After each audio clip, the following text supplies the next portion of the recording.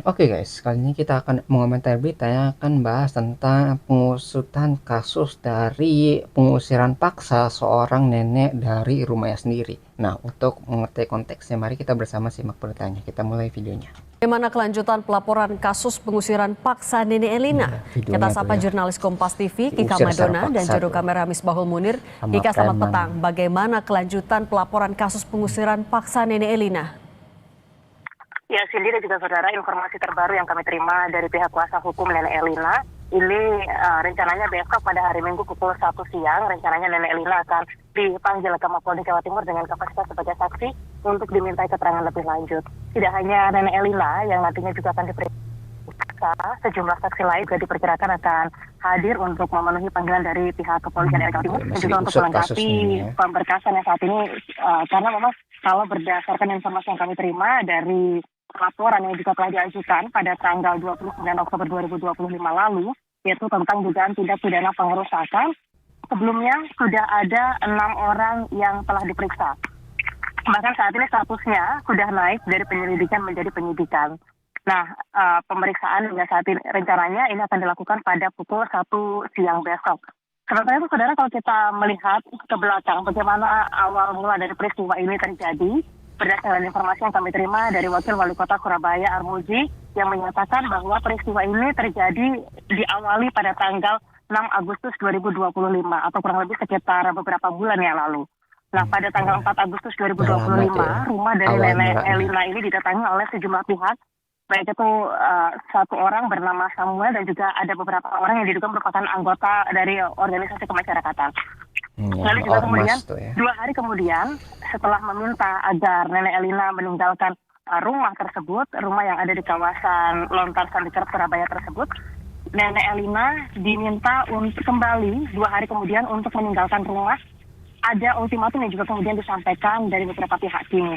Lalu kemudian beberapa hari setelah tanggal 4 Agustus itu, tidak hanya beberapa orang yang juga kemudian mendatangi rumah dari Nenek Elina, beberapa orang tersebut meminta dan juga kemudian melakukan upaya pengerusakan terhadap rumah dari Nenek Elina yang ada di kawasan Lontar, Surabaya, Jawa Timur. Ini adalah awal dari peristiwa ini yang saat ini proses hukumnya masih berlanjut. Kita masih akan menantikan bagaimana nantinya. Oke, lama tuh ya. baik. Ininya, Jurnalis Kompas TV Kika Madona dan juru kamera Misbahul Munir, terima kasih atas laporan Anda. Kasus pembongkaran dan pengusiran paksa seorang nenek berusia 80 tahun di Surabaya menuai polemik. Siapa yang harus lebih dahulu diperiksa dalam kasus ini? Kami akan membahasnya dengan Guru Besar Hukum Pidana Universitas Pelita Harapan, ada Prof. Jamin Ginting. Prof. Jamin, selamat petang.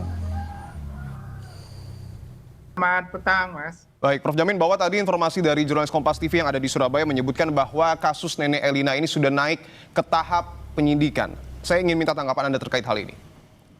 Ya, tentu kalau kita bicara terkait dengan eksekusi, harus yang melakukan itu adalah para pengadilan yang disebut sebagai jurusita di pengadilan. Karena berdasarkan putusan pengadilan yang telah mempunyai kekuatan hukum tetap, di mana putusan pengadilan itu harus di-unmanning. Unmanning artinya orang yang menempati atau yang menguasai secara fisik rumah dan tanah tersebut sudah diberikan peringatan, tetapi tidak mau dengan secara sukarela meninggalkan tempat yang sudah diperingatkan. Maka pengadilan akan melakukan yang namanya sita eksekusi. Nah, dalam sita eksekusi tersebut, pengadilan tidak pernah menyertakan ormas. Dia selalu mengkoordinasikan dengan aparat penegak hukum, bisa dengan kepolisian yang akan dibantu dan didukung oleh kepolisian dan TNI, begitu kalau memang sangat berbahaya begitu bagi keamanan. Jadi kalau misalnya secara resmi itu ada jalurnya. Jadi kalau misalnya mau ngusir orang gitu ya, misalnya oh ini udah dibeli tanahnya atau rumahnya, nah orang yang punya nggak mau pindah dan melawan, nah itu nggak bisa menggunakan ormas atau preman atau orang-orang yang di luar tugasnya, jadi di luar aparat hukum lah. Jadi yang harus bertugas di sini adalah kepolisian sama TNI yang mengamankan orang yang melawan tadi gitu ya. Jadi secara hukum juga gitu ada caranya, tidak melibatkan ormas tadi yang tidak resmi gitu memiliki tugas seperti itu. Karena kan nggak tahu tuh karena ada peraturannya kan, ada hukumnya yang untuk mengeluarkan orang bagaimana caranya supaya tidak terjadi peristiwa seperti ini. Jadi kalau misalnya preman itu diizinkan seperti tadi, itu mungkin menggunakan kekerasan yang berlebihan yang tidak seharusnya dilakukan. Nah, ini yang jadi masalah gitu ya. Hal harusnya menggunakan polisi ataupun TNI, menggunakan ormas akhirnya. Itu yang menjadi masalah. Terhadap eksekusi yang berdasarkan putusan pengadilan yang telah mempunyai kekuatan hukum tetap tidak pernah dilakukan oleh ormas, Mas. Maka kalau ada ormas yang melaksanakan eksekusi, ini ilegal menurut saya. Sehingga jadi itu bisa masalah. dikenakan pemidanaan. Oke, artinya yang berhak terkena untuk kemudian hukum. melakukan tindakan terkait misalnya sengketa adalah pengadilan, yaitu jurusita bisa dibantu dengan APH. Tapi dalam faktanya yang kemudian melakukan adalah lawan sengketanya. Ini bisa dikatakan ilegal seperti yang tadi Anda sebutkan, Prof. Jamin? Ya tentu karena harus di luar dari ketentuan aturan hukum yang benar ya. Kalau dilihat dari konteks ini, ormas itu adalah kita lihat nanti apakah dia disuruh atau mendapatkan kuasa dari orang yang sebenarnya mengaku sebagai pemilik hak yang sah ya, kalaupun memang sudah ada kekuatan hukum tetap tapi tidak bisa melakukan eksekusi sendiri ya, tanpa berkoordinasi dan menyerahkan kewenangan itu kepada pihak pengadilan. Nah, kalau seperti ini maka ini bisa nanti dikenakan pidana pengerusakan terhadap barang. Nah, kalau nanti dianggap itu barang terdiri sendiri yang dirusak, tetapi itu belum dilaksanakan secara benar ya. Jadi perbuatan itu dilakukan secara melawan hukum. Nah, kalau demikian nanti pembongkaran dan itu dianggap tidak sah dan bisa dikatakan itu juga dapat merusak, artinya melakukan penganiayaan ya. Kalau nanti memang bisa dibuktikan adanya keberatan ataupun adanya luka atau cedera ringan yang dialami oleh orang yang ada di situ atau kehilangan ya, kehilangan barang atau benda yang ada di situ tadi yang sudah disebutkan dalam media. Oke, bahwa dalam proses penyidikan besok rencananya polisi akan memeriksa pihak-pihak yang kemudian diduga terkait. Menurut Anda siapa pihak yang paling pertama harus diperiksa oleh polisi dalam tahap penyidikan ini? Ya tentu yang physical dader atau pelaku langsung, yaitu pihak-pihak yang membongkar rumah tersebut, yang merusak barang tersebut atau mengambil barang-barang yang bukan miliknya. Bisa dengan pasal pencurian, bisa penganiayaan, atau juga pengerusakan terhadap barang orang tersebut ya, atau benda tersebut. Lalu orang yang menyuruh melakukan atau yang bisa sebut sebagai aktor intelektual ya, yang menghancurkan lakukan itu. Nah, ini adalah orang-orang yang menganjurkan karena dia membayar orang tersebut untuk melakukan kehendak niatnya supaya terwujud perbuatan pidana tersebut. Nah, inilah orang-orang yang paling bertanggung jawab untuk dapat dimintakan pertanggungjawaban pidananya, Mas. Oke, bahwa tadi jadi orang yang menyuruh dan yang disuruh itu bisa terkena hukum gitu ya. Karena tadi ya terlibat dalam kasus seperti ini. Jadi orang yang di balik layar sama orang yang melakukannya juga bisa kena ya. Yang bisa dibilang pihak yang kemudian melakukan pengerusakan dan juga siapa yang menyuruh.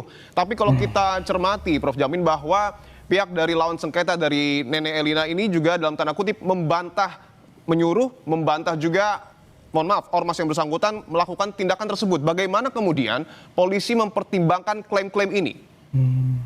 Ya tentu polisi sudah melakukan penyidikan, artinya sudah ditingkatkan ya status penyelidikan ke penyidikan. Itu artinya sudah memperoleh 2 alat bukti yang cukup ya. Dengan adanya bukti, contohnya tadi ada rumah yang dihancurkan, ada barang-barang yang hilang ya, dan orang-orang terekam video. Tadi ada kita lihat ya, dia menyeret atau katakan tadi menyuruh keluar ya ibu-ibu tersebut. Nah, ini kan supaya terang benerang bahwa ini sebagai bukti yang sah untuk meningkatkan status dari penyelidikan ke penyidikannya begitu. Gitu ya. Jadi karena ada bukti-bukti yang sangat kuat yang tidak bisa dibantah gitu. Jadi rumahnya yang dihancurkan udah rata tuh sama tanah, sama tadi videonya itu yang sangat penting. Jadi benar-benar ada kayak dipaksa keluar gitu, benar-benar ditarik kan sama orang-orang yang datang, orang-orang yang tadi yang mungkin ormas tadi. gitu ya. Jadi yang kayak dianggap preman lah, orang yang memaksa orang yang tinggal tuh keluar. Jadi itu bukti-bukti yang sangat kuat yang tidak mungkin untuk dibantah gitu. Jadi kan pasti orang tuh nggak sembarangan ya, misalnya kita nggak kenal nih tiba-tiba maksa masuk ke dalam rumah terus mengusir orang yang di dalamnya, pasti kan ada cerita di baliknya, mungkin ada orang yang nyuruh, ada orang yang ngebayar dan sebagainya. Itu yang bisa dilacak gitu, karena nggak tiba-tiba orang asing nggak dikenal tiba-tiba nyuruh orang keluar. Ya di mana logikanya, pasti kan dibayar nih orangnya atau orang yang disuruh lah minimal. Nah itu yang menjadi dasar bukti lah untuk naik ke tahap berikutnya. Jadi ada bukti-bukti kuat lah gitu ya.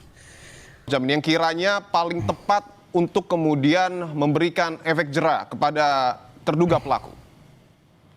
Ya tentu kita negara hukum tidak boleh main hakim sendiri dalam menjalankan fungsi dan tugas eksekusi terhadap sengketa pengadilan, harus diserahkan kepada pihak yang berwenang, jurusita pengadilan di mana benda ataupun benda tersebut berada ya, ataupun tanah dan bangunan itu berada. Kita nggak bisa. Nah, waktu kita melakukan segala sesuatu yang bertentangan dengan hak orang lain, yang mengakibatkan kerusakan, mengakibatkan hilang, ada pasal-pasal pidana yang diberikan sanksi kepada pelakunya, baik pelaku langsung maupun orang yang menghancurkan atau menyuruh melakukan itu. Begitu, Mas. Oke, bahwa ada sanksi pidana yang jelas dapat dilekatkan pada terduga pelaku yang melakukan pengeroyokan ataupun pengerusakan bahkan penghilangan. Baik, terima kasih Guru Besar Hukum Pidana Universitas Pelita Harapan, Prof. Jamin Ginting telah bergabung di Kompas Petang. Jadi itu yang jadi permasalahan ya. Jadi hukum itu memang harus ditegakkan. Jadi jangan orang tuh main hakim sendiri. Karena kalau ini perilakunya itu dibiarkan, ada berapa banyak orang yang bakal terdampak. Jadi bayangin orang yang memiliki kekuatan, orang yang badannya besar, orang yang punya power lah, setidaknya itu bisa menghakimi sendiri gitu. Bayangin kalau misalnya ada orang-orang preman-preman seperti itu datang ke rumah kalian, tiba-tiba nyuruh kalian keluar dan menghancurkan apa yang kalian punya. Nah jadi kayak hukumnya itu nggak berlaku gitu, yang harusnya tadi ya ada prosedurnya, ada caranya gitu. Nah itu dilalui dengan baik. Jadi orang-orang yang terlibat tuh harusnya orang-orang yang punya wewenang di sana. Kalau misalnya orang-orang yang tadi ya kayak preman tadi ya, bertindak seenaknya, ya jadi hukum rimba. Siapa yang kuat dia yang menang. Itu yang jadi masalah. Makanya harus diusut nih siapa yang bertanggung jawab, siapa yang harus dihukum atas perilaku seperti ini. Karena bayangin ini yang terekam oleh kamera gitu ya, jadi tersorot oleh media ya, viral di media sosial dan sebagainya. Bayangin mungkin ada puluhan ataupun ratusan kasus serupa yang tidak terekam oleh kamera dan orang yang punya rumah itu tidak bisa melakukan apa-apa, nggak bisa ngelawan sama sekali ya. Jadi hukum itu benar-benar harus ditegakkan supaya adil. Kalau misalnya neneknya salah gitu, berarti neneknya mungkin harus dihukum juga, atau mungkin dari orang yang nyuruhnya tadi gitu, dari ormasnya ataupun orang yang dibalik ormas tersebut yang menyewa ataupun menyuruhnya. Jadi benar-benar harus ditentukan secara hukum. Kalau benar ya pasti ada caranya, kalaupun salah pasti ada hukumannya. Nah seperti itu adalah hukum gitu ya, yang harus ditegakkan. Nah mungkin itu yang bisa kita pelajari dari kasus pemaksaan tadi, nenek yang dipaksa keluar dari rumahnya sendiri. Nah kalau kalian tertarik dengan sumber beritanya, link sudah saya cantumkan di deskripsi video. Mungkin sekian yang bisa saya sampaikan, semoga video bisa bermanfaat. Kurang lebih mohon maaf. Kita ketemu lagi di pembahasan selanjutnya, insya Allah.